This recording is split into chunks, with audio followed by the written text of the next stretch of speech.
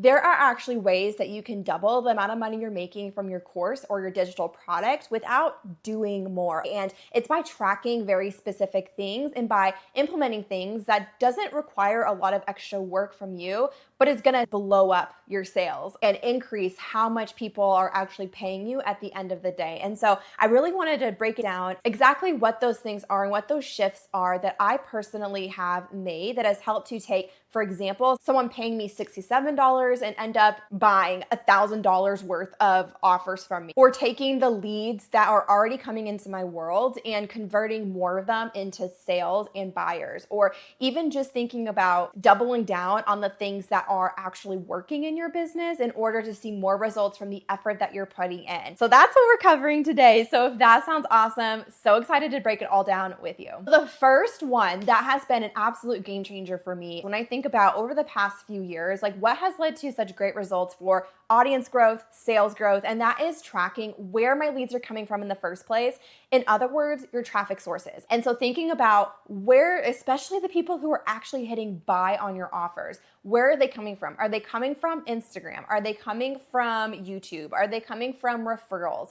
Think about like where are those places that people are coming from? And for you, it's also looking at how many leads are opting in for each type of traffic source. So I'm able to track this on the back end with Google Analytics and essentially see like where all your leads are coming from, which ones are turning into sales. And especially as you continue to scale, analyzing this and tracking this is so important. So you are so incredibly clear on where your leads are actually coming from for the effort you're putting in. Because let's say you're putting in twice the amount of work on Instagram. Maybe you're spending like 10 hours a week on your content. And once you start tracking this, you might start realizing, wait a second, most of my leads are actually coming from like referrals or are coming from my YouTube content that I've shared. And you're not going to know this unless you track it, okay? And unless you really look at the data of like how are people landing on your website, on your offer pages, on your freebie pages, essentially like a landing page or your website, like how are people finding you and actually buying? And if you don't know that for sure,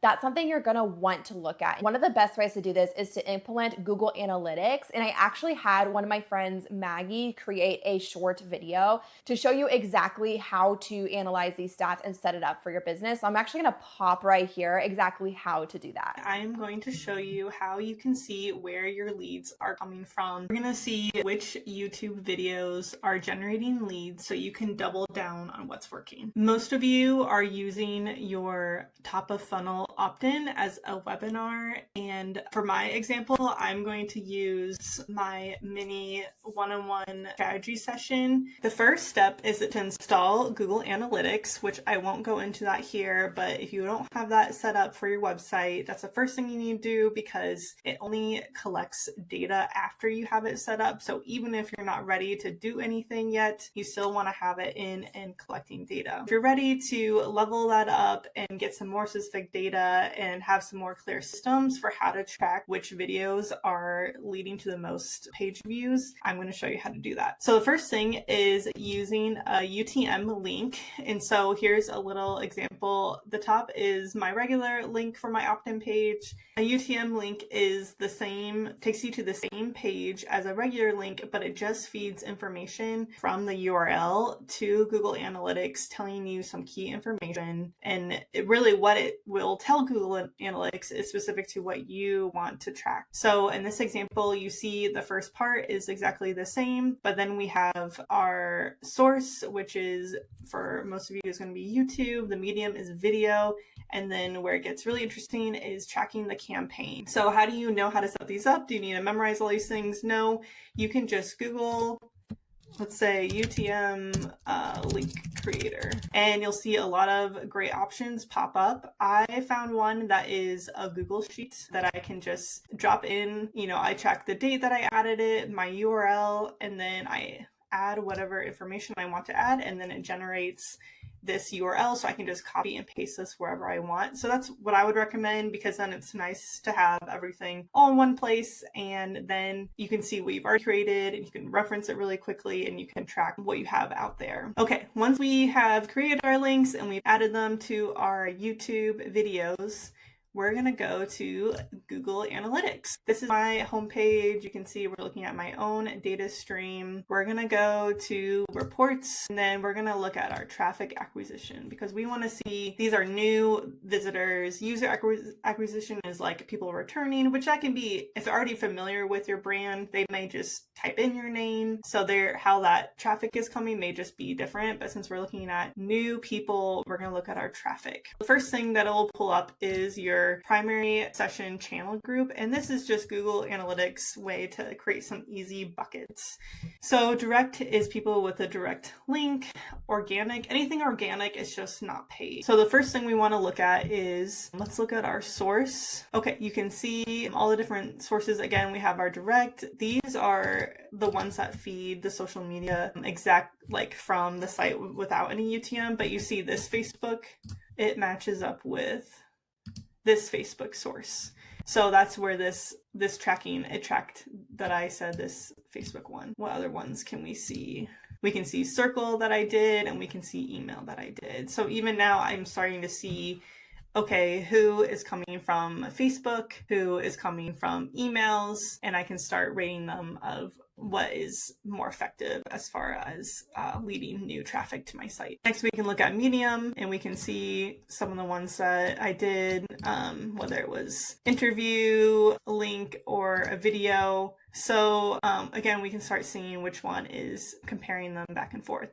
So let's see our campaigns. You can see I have a campaign. I just did spring 25. So maybe if you're running a big push for like a spring sale for this YouTube series for Stephanie, I did like a test link with a mock campaign of conversion optimization. You can see those in here, which campaign is performing better than the other one. Now, let's say you are really slick and you have your campaigns and you're doing it in your emails, you're doing it in your YouTube videos, like you're all trying to funnel all of your traffic to this one landing page, and you want to see, okay, of all the sources, which one is actually these YouTube videos? Click this plus sign, and then we're going to go to session source. So now we can see for this campaign, spring 25, who is driving the most traffic? Facebook, I use Circle platform, and email. So if you want to look at specifically YouTube, you can see.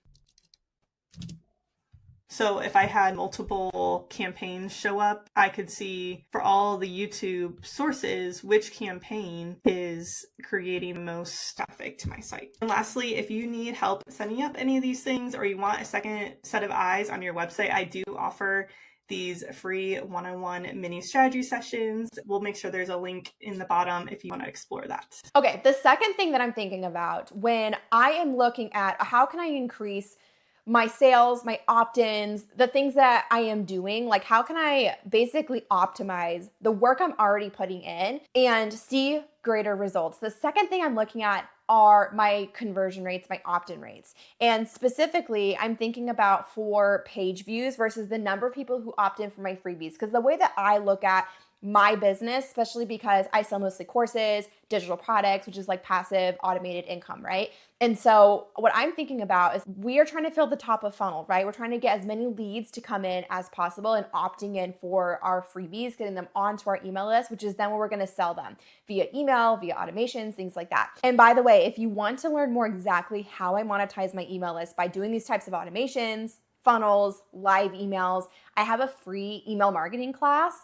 You got to check it out. It's literally amazing. My students love it. It gives you an idea of exactly how to make money for your offers from the emails that you send, the automations you set up via email. So go down the description. There's a link down there you can sign up. And so I'm looking for when someone visits my landing page for a freebie, for example. So whether it's a free webinar, whether it is maybe just some sort of other freebie that I have, I want at least bare minimum 20% of people to actually finish opting in for that freebie. So say 100 people view my landing page, at least 20 of them are finishing that opt-in for that freebie. Ideally, it's higher. Like a lot of times mine are upwards of 30 to 50% of people are viewing that landing page and actually opting in. Or even when I think about my ManyChat automations recently, I'm having upwards of 70 to 80% who initiate an automation, actually complete it, and give me their email address, which is insane. And I actually, in last week's YouTube video, if you missed it, I show you exactly how that process works, how I'm doing that ManyChat. So I'll put a link in the description. You can go watch that after this.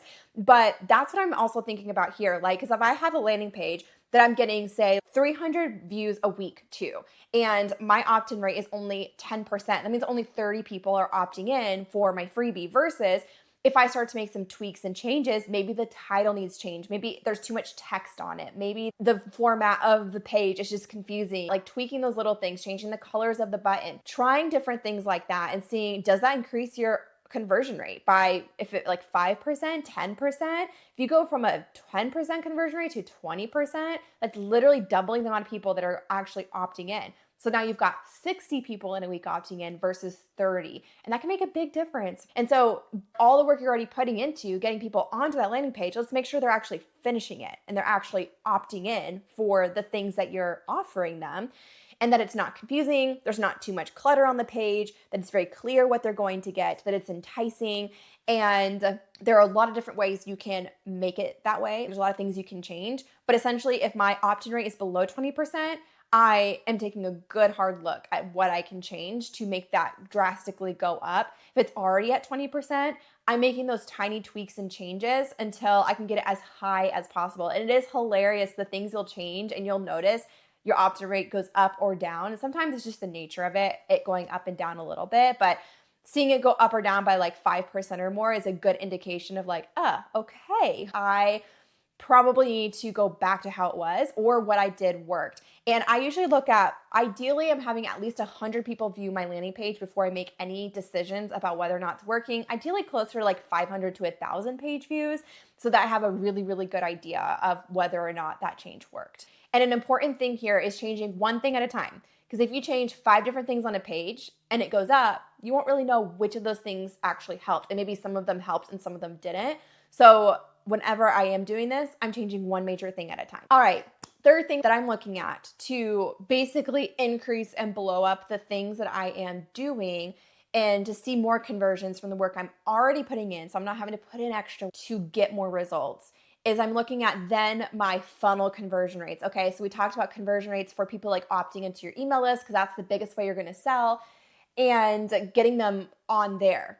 Now, once they opt in and it triggers some sort of automated funnel, or you run some sort of live campaign, are those campaigns and automations converting well? That's the next thing you want to look at and see, and continually test and try new things to increase your conversion rates. And notice from past things or things you currently have in place, like what's working, what's not, and do more of what's working for you and your business. And so that would mean for me, whenever I'm thinking, for example, of webinars, there are certain conversion rates I'm looking for. Like out of the people who registered, typically, I want at least 20 to 30% to actually show up live for the webinar. If not enough people showed up live, that means maybe I need to send more reminders. Maybe try doing text reminders, coming up with ways to help to get them actually to come. Maybe I'm doing a live webinar only bonus for people who show up actually live. And so that can be an indication of shifting those things. Maybe, so out of the people who show up live, I'm also thinking about how many of them actually buy. Ideally, it's a bare minimum of 5%. So if 100 people come, I'm hoping for 5 sales live. Most of my webinars convert closer to 10%. So like if I have 100 people show up live, I'm gonna be looking for about 10 sales.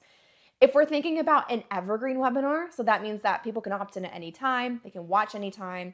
I typically, in the long term, so over the course of like at least a month or two, I'm looking for, out of everyone who opted in for that webinar, how many people actually bought. It's a minimum of 1% to 2%. Typically, my evergreen webinars convert higher, more so like 4% up to 7% has been pretty average for my evergreen webinars, just depending on which one it is. And that's from organic warm leads, okay? So I personally, I don't run a lot of ads to a cold audience.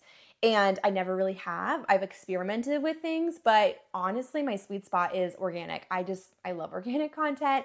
I love my warm leads. And so I focus mostly on that and also re-engaging my warm leads via ads, like retargeting my people who have already found me. And so my webinar conversion rates typically are higher because of that. If you're someone who runs ads or goes a different strategy with that, you might see a lower conversion rate overall, but it might make sense based on the sale you're getting for your ad spend. Like if you're at least doubling what you spend versus what you get in the end, then you're golden, right? So those are the things that I'm tracking when it comes to webinars, and making sure that I am tracking that I'm looking at like how many people are actually opting in. And that can be indications of like, okay, is there something about the webinar? Maybe I was giving way too much information and it was just leaving them overwhelmed, and now they're not even going to take action and wanting to buy into my offer at the end. Or maybe the offer wasn't juicy enough or clear enough, and I need to revisit that. And again, it is really helpful to change one thing at a time, which can be easier said than done with a webinar because it is so much work to produce one. And so I also have to remind myself to let go of perfection with it and know that it might not be absolutely perfect. And there's other things you can do to support the webinars you already have with like email marketing and things like that. But generally, if my conversion rate is lower than like, if it's 1% or lower on an evergreen webinar, that might for me not even be something that's worth really promoting and sharing within my free content. Okay, when it comes to funnels, another conversion rate I'm looking at is if I have any sort of automated email sequence set up, that about 1% to 2% of people who go through that are actually hitting buy on the offer. That's typically what I see with a lot of my email funnels, closer to 1% to 2%. Again, because I also do sell upfront at the beginning. I keep so many of my automations and my funnels so simple. That's something that I've even learned for myself. To me, it's so hard to have these like complicated 3-month long funnels. Like I just have very simple funnels. A lot of them are a week or less. I have just one right now that's like 2 weeks long, but typically when I'm thinking about just an email funnel, so anyone who didn't buy upfront when I'm pitching them when they first join my email list or get that first automation, then they go through a longer email funnel to help nurture them, warm them up to buying, and then pitch them one more time. And typically what I'm looking for there is 1% to 2% of people are buying there. With all of that, I do want to mention that I am thinking longer term with these conversion rates. Like typically whenever I implement something new, I want to give it a good, ideally, if there's like at least a few hundred people that can go through that funnel, that opt in, that trigger the funnel, and that gives me a really good idea of whether or not it's working. And you can find that out a lot faster if you do run ads, but it is going to be a little bit different coming from a cold audience versus a warm audience, which that's a whole other topic of like speaking to people who are already familiar with you versus speaking to people who are not, can be wildly different. And so in the end though, like if you change something or you set up a funnel and maybe the first week you make no sales and you feel really discouraged, you also have to think long term and make sure you're sticking it out for the long game. And sometimes there also is just going to be ebbs and flows. What I have noticed with I teach YouTube marketing, obviously. And with YouTube marketing, what I have noticed is there's definitely an ebb and flow of like December through maybe like February or March of the year.